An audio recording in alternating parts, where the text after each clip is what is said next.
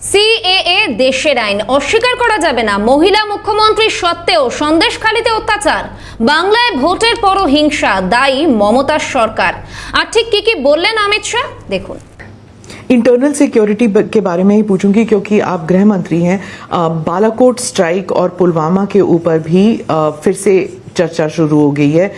लोग कह रहे हैं कि पुलवामा में, जैसे रेवंत रेड्डी ने कहा कि ये आईबी और रॉ का फेलियर था, संजय राउत वगैरह कहते हैं कि बालाकोट स्ट्राइक में कौए मरे थे, ये सब उठा रहे हैं, ऑपोजिशन ने है पूरा उठा रहे हैं। देखिए, सर्जिकल स्ट्राइक और एयर स्ट्राइक के बाद पाकिस्तान का रिएक्शन अगर वो देखते तो ये न बोलते।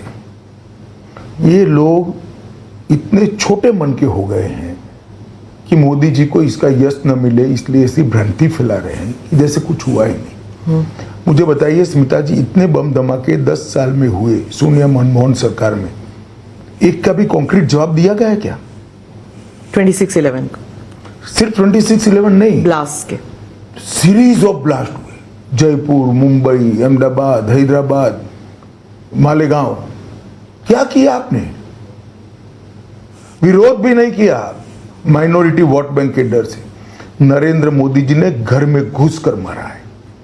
और वो छोड़ दीजिए, धारा 370 जाने के बाद कश्मीर की स्थिति को पूरा परिवर्तित करने का काम भारतीय जनता पार्टी की सरकार ने किया है।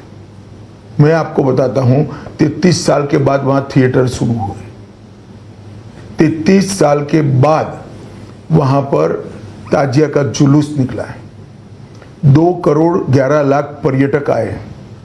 पत्थरबाजी की एक भी घटना 23-24 पूरे साल में नहीं हुई। पूरे जम्मू कश्मीर में 2 दरबार की सिस्टम बनाए रखी थी, हमने समाप्त कर दी है। लगभग हजारों करोड़ का इन्वेस्टमेंट आज कश्मीर में जा रहा है। 33,000 जनप्रतिनिधि पंच, सरपंच, तहसील पंचायत, जिला पंचायत के चुन कर आए हैं। और इसके साथ साथ मैं आपको बताता हूं कि 58,000 करोड़ की 22 परियोजनाओं को हमने डेवलपमेंट के काम में पूरा कर दिया।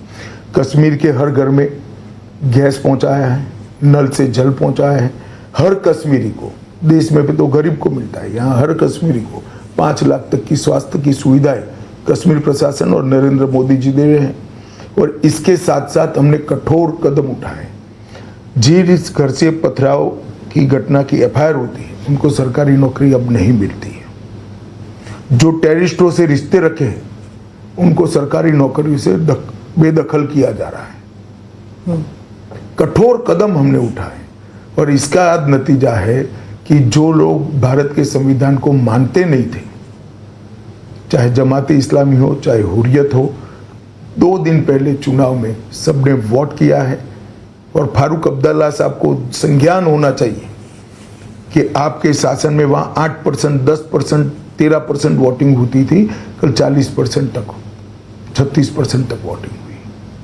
पहली बार कश्मीरी पंडित 35% से ज्यादा वोट डाले हैं। जो विस्थापित है उनको भी अपना अधिकार वापिस मिला है। और मैं तो जम्मू कश्मीर की जनता को कहना चाहता हूं, जिसको भी चुनना है उसको चुनिए, परंतु खुलकर मतदान करिए। ये आपका लोकतांत्रिक अधिकार है जो भारत के संविधान ने आपको